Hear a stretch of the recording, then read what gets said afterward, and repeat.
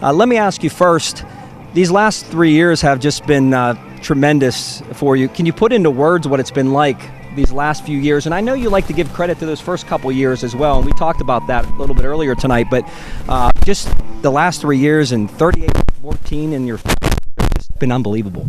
Well, if I had to sum it up in one word, I'd use the word privileged. It's been a privilege to coach here at Dairy with these outstanding young men that we've had, not just the past 3 years. I mean, it's, I don't think we should ever lose sight. We're not measuring our young men based on wins and losses and making playoffs or not qualifying for the playoffs and those kinds of things. I mean, we're trying to do things beyond just wins and losses. It doesn't mean that we don't stress winning. I mean, it's, if you're going to put it in the effort that these guys do all year round, some of them, and throughout the summer, and how hard of a sport football is to play and play well, you want to have some success with it, and I think that's important as well.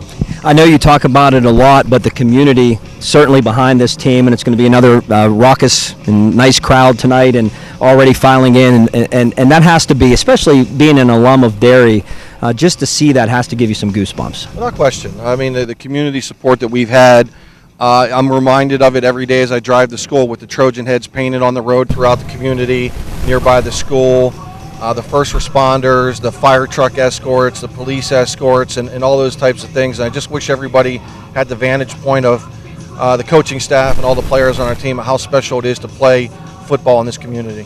When you look at this team this year and look back to the last couple of years where you had playoff success, I mean, 3 straight trips to the playoffs, 3 straight conference championships, is this the best team you've had? I don't know. I think, we have to wait to see the body of work before we make any, proclamations on, who's the best team and those kinds of things. I mean, that's not what our focus is, and we're just trying to be the best team that we can be. And, if that, I think that's great for fans to banner about at the local pubs over some cocktails, what's the best team and who are the best players and those kinds of things. But, we're just trying to be the best version or the best football team we can be tonight.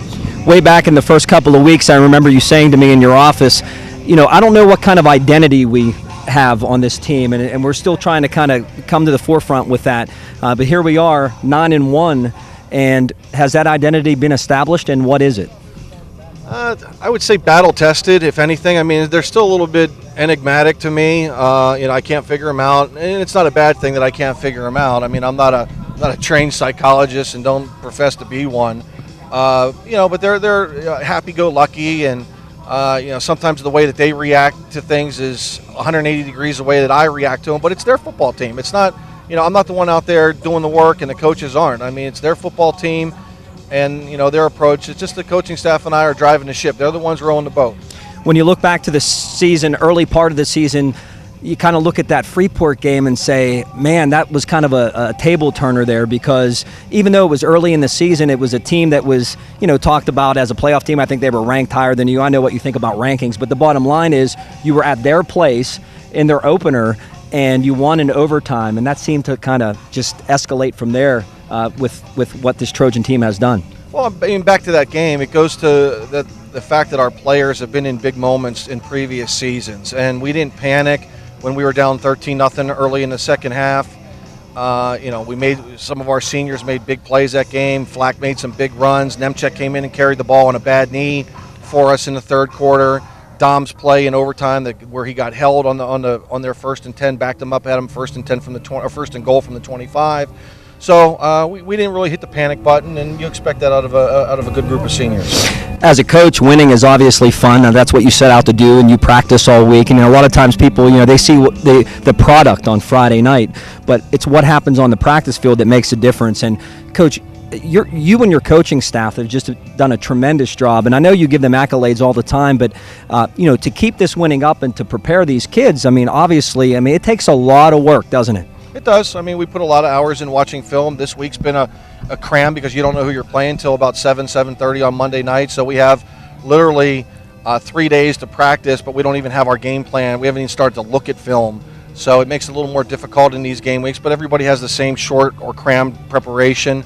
But, and you're right, I say it all the week, and it's, but I'll continue to say it, that we're winning games Monday through Thursday, not necessarily on Friday night in our preparation. And, hopefully we're prepared ourselves as best we can this week, and looking forward to seeing the body of work tonight. And how did you have to prepare for this Central Valley team? I know they're coming off a win against Aliquippa, but what do they do well that you had to prepare for coming into this one tonight? Well, our first focus is always defense. I mean, I'm a defensive-minded coach, and you look at what they do and who their players are, and you see what defensive alignments that we can give them, maybe some things that we can do to make their life a little more miserable, and we'll see what we have in store tonight. Does it serve as motivation for the guys? You always look for like a motivating factor, and so they beat Aliquippa. They come in here hot. There's no question about that. But I don't see anything where the Trojans aren't coming in here hot, because you've won the past 4 games since that